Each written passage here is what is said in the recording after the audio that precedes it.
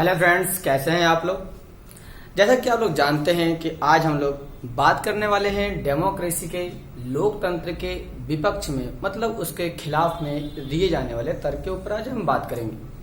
जब हम बात करते हैं डेमोक्रेसी के विपक्ष में दिए जाने वाले तर्क के बारे में, तो सबसे पहले बात यह आती है कि लोकतंत्र किसे कहते हैं। तो लोकतंत्र के बारे में मैंने कई सारी वीडियो बना रखी है। यदि अभी तक आपने उस वीडियो को नहीं देखा है तो जा करके कृपया जरूर जाके देखें, वहां पर मैंने उसको अच्छे से एक्सप्लेन किया है। तो आज हम जो बात करेंगे, आज हम बात करेंगे डेमोक्रेसी के विपक्ष में, अर्थात लोकतंत्र के खिलाफ दिए जाने वाले कुछ तर्कों के बारे में बात करेंगे। जैसा कि हम सभी लोग जानते हैं कि डेमोक्रेसी कई सारी चीजों में बेकार है, खराब है, तो उसके पक्ष में, उसके विपक्ष में कौन कौन से तर्क दिए जाते हैं, तो आइए हम देखें उसके विपक्ष में दिए जाने वाले तर्कों के बारे में। सबसे पहले कहा जाता है कि जो लोकतंत्र होता है, ये लोकतंत्र अस्थिर होता है। तो लोकतंत्र अस्थिर होता है, इसका मतलब क्या है? इसका मतलब यह है कि जब भी कोई एक सरकार आती है, यदि किसी की सरकार आई और इसको मेजोरिटी नहीं मिली, यदि इसको मेजोरिटी या बहुमत नहीं मिलता है, इसको यदि मेजोरिटी और बहुमत ना मिले, तो ये जो गवर्नमेंट होती है वो गवर्नमेंट गिर जाती है। या फिर कभी कभी आपने देखा होगा कि लोकतांत्रिक देशों के अंदर सामान्यतः जो सरकार बनती है वो गठबंधन की सरकार बनती है। यदि गठबंधन मतलब कोलिजन की गवर्नमेंट बनती है, जब गठबंधन की सरकार बनती है तो बनने के बाद यदि उस शामिल हुए अन्य राजनीतिक दलों की इच्छाएं पूरी नहीं होती है, तो ये सरकार अपने 5 साल के कार्यकाल से पहले ही गिर जाता है। यदि इस प्रकार से हमारी सरकार गिर जाती है तो हम कह सकते हैं कि लोकतांत्रिक देश में बनी गई सरकारें अस्थिर होती है, स्थिर नहीं होती है। यदि यहाँ पर कोई पार्टी स्थिर रह सकती है तो इसके लिए जरूरी है कि उसे खुद बहुत ज्यादा, अर्थात कह सकते हैं मेजोरिटी काफी ज्यादा होनी चाहिए। जब तक उसके पास मेजोरिटी नहीं होगी तब तक वो पार्टी अपना 5 साल का जो इलेक्शन है, 5 साल का जो टाइम पीरियड है, उसको पूरा नहीं कर पाएगा। तो आइए देखते हैं दूसरी इसकी कौन सी खिलाफ, मतलब ओपोजिशन में दिया गया तर्क है। तो दूसरा कहता है कि नैतिकता का कोई स्थान नहीं होता। वास्तव में बात सही है, यहाँ पर नैतिकता का तो सवाल ही पैदा नहीं होता। आप पूछेंगे आपको नैतिकता के सवाल कैसे, तो यहाँ पे आपको पता है कि इस राजनीतिक खेल के अंदर कई सारी पॉलिटिकल पार्टियां एक दूसरे के खिलाफ वितर्क देती है, तर्क देती है और एक दूसरे को कंट्रोल करने का हमेशा ही प्रयास करती है।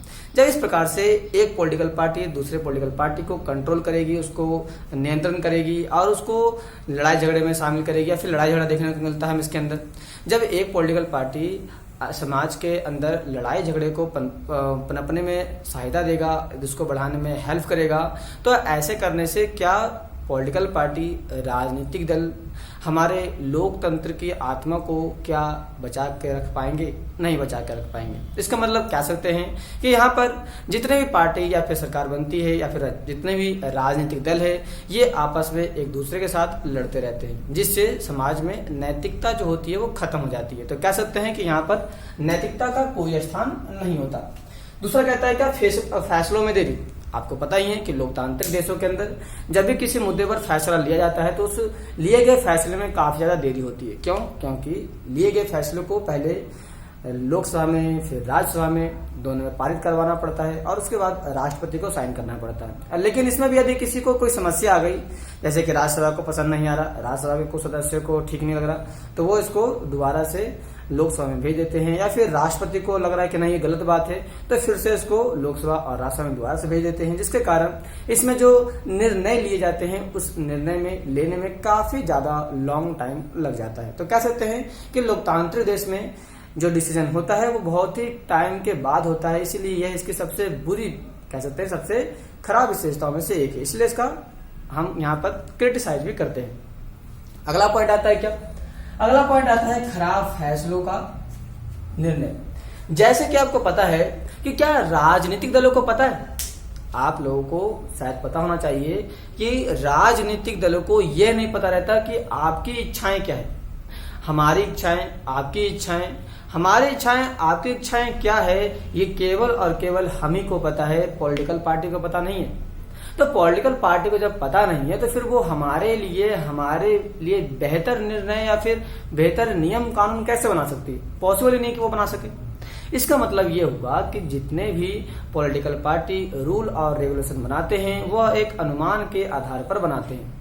उनके द्वारा बनाया गया नियम कानून जरूरी नहीं कि हमारी आकांक्षाओं को, हमारी इच्छाओं को, मतलब हमारे इंटरेस्ट को फुलफिल कर सके। तो हम कह सकते हैं कि यहाँ पर बनाए गए निर्णय या फिर नियम जो लिए जाते हैं उस नियम का फैसला कोई उचित निर्णय तक नहीं पहुंच पाता, क्योंकि ये जनता की आकांक्षाओं को और उनके हितों को पूरा नहीं कर पाता। जैसा कि आप लोग जानते हैं कि जितने भी पॉलिटिकल पार्टी लोकतांत्रिक देश में विजयी होकर के आते हैं, चुनाव में जीत करके आते हैं, वो सभी की सभी पॉलिटिकल पार्टी 50% से ज्यादा 50% +1 वोट के सीट के साथ जीत करके आते हैं। लेकिन और आगे जो बच जाते हैं 49% जो लोग बच जाते हैं, क्या वो उनकी इच्छाओं की पूर्ति कर पाएंगे? क्या नहीं कर पाएंगे। तो हम कैसे कह सकते हैं कि जो पॉलिटिकल पार्टी निर्णय ले रही है, डिसीजन ले रही है, वो डिसीजन उचित होगा? क्या ये कह सकते हैं? नहीं कह सकते। तो इस आधार पर भी हम कह सकते हैं कि हमारे लोकतांत्रिक देश के खिलाफ में दिए गए तर्क अच्छा है। चलिए आगे बात करते हैं। अगला पॉइंट आता है हमारा भ्रष्टाचार। तो बताइए भ्रष्टाचार किसे कह सकते हैं? भ्रष्टाचार का मतलब क्या होता है? भ्रष्टाचार क्यों किया जाता है? भ्रष्टाचार को बढ़ावा देने के क्या क्या रीजन है? यदि आप इन सभी को देखना चाहते हैं तो इसके लिए आपको मेरी वीडियो को जाकर देखना जरूर पड़ेगा। मैंने जो वीडियो डाल रखी है इसके ऊपर आप जाके जरूर देखिए। आपको प्लेलिस्ट में 9th क्लास के सिविक्स में मिल जाएगी आराम से कि ये कैसे भ्रष्टाचार को बढ़ावा देता है। तो आइए हम बात करते हैं भ्रष्टाचार के बारे में। तो आपको पता होना चाहिए कि डेमोक्रेटिकल सिस्टम के अंदर जब चुनाव की लड़ाई होती है, जब चुनाव की लड़ाई मतलब एक पॉलिटिकल पार्टी, दूसरी पॉलिटिकल पार्टी, तीसरी पॉलिटिकल पार्टी जब लड़ाई लड़ने के लिए आ रखी है, मतलब कि चुनावों की लड़ाई लड़ने के लिए आ रखी है, तो वहां पर क्या आप देखते हैं? वहां पर हम ऐसा ही देखते हैं कि एक पॉलिटिकल पार्टी दूसरे पॉलिटिकल पार्टी से ज्यादा अपने आप को दिखावा देने के लिए ज्यादा पैसों का खर्च करती है। तो बात यह आता है कि उस पर पैसे आते कहां से? उसके पास इतने बड़े लेवल पर प्रचार प्रसार करने के लिए, इतने बड़े लेवल पर अपने मैनिफेस्टो को जारी करने के लिए, जहां तहां आप देखते हैं कि वो सम्मेलन करते रहते हैं, जहां तहां आप देखते हैं कि रैलियां निकाला करते हैं, तो इतने सारे पैसे उनके पास कहां से आते हैं? इसका मतलब है कि वो कहीं ना कहीं वो जो पैसा है वो काला धन है। अर्थात कह सकते हैं कि वो जो पैसा है जो वो खर्च कर रहे हैं वो भ्रष्टाचार का पैसा है। तो कह सकते हैं कि पॉलिटिकल पार्टी, राजनीतिक दल अपने आप को बढ़ावा देने के लिए, अर्थात कह सकते हैं कि वो अपने आप को ज्यादा प्रचार प्रसार करने के लिए समाज के अंदर अधिक से अधिक धन का खर्च करते हैं, जो भ्रष्टाचार को बढ़ावा देता है। जो किसको बढ़ावा देता है? भ्रष्टाचार को बढ़ावा देता है। तो यह भी लोकतंत्र के खिलाफ दिए जाने वाला एक प्रमुख तर्क है। अगला अंत में कहता है कि स्वयं निर्णय नहीं।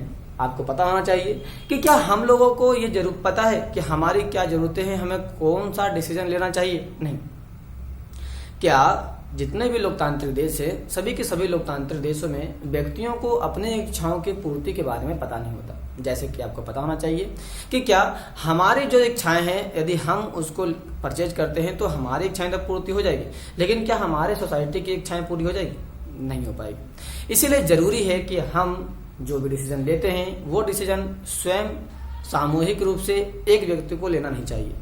मतलब यदि आप कोई भी लोकतांत्रिक देश में डिसीजन लेते हैं तो उस लोकतांत्रिक देश में लिया गया डिसीजन या तो आप समुदाय के बहुमत के आधार पर ले या उनकी सहमति के आधार पर ले। यदि आप इस प्रकार से डिसीजन लेते हैं तो इस प्रकार से लिया गया डिसीजन काफी हद तक अच्छा होता है और लोगों के द्वारा मान्य होता है। अर्थात लोग उसके ऊपर वैधता अर्थात उसको ऑथोरिटी प्रदान करते हैं। इसलिए जरूरी है कि लोकतांत्रिक देशों में स्वयं कोई भी निर्णय नहीं लेना चाहिए। मतलब ये कह सकते हैं कि पॉलिटिकल पार्टी खुद यह डिसीजन नहीं ले सकती है कि क्या अच्छा है और क्या बुरा। यदि वो कोई निर्णय या डिसीजन ले रही है तो उसको निर्णय या डिसीजन लेने के लिए जरूरी है कि वो जनताओं की इच्छाओं को पूरा कर सके। तो ये तो था आज का हमारा वीडियो लोकतंत्र के खिलाफ में दिए जाने वाले पक्ष के ऊपर। ये वीडियो को कैसा लगा आप हमें कमेंट करके जरूर बताइए और वीडियो को लाइक शेयर सब्सक्राइब जरूर करें। तो मिलते हैं अपने नेक्स्ट वीडियो में, तब तक आप हमारे साथ बने रहिए। धन्यवाद।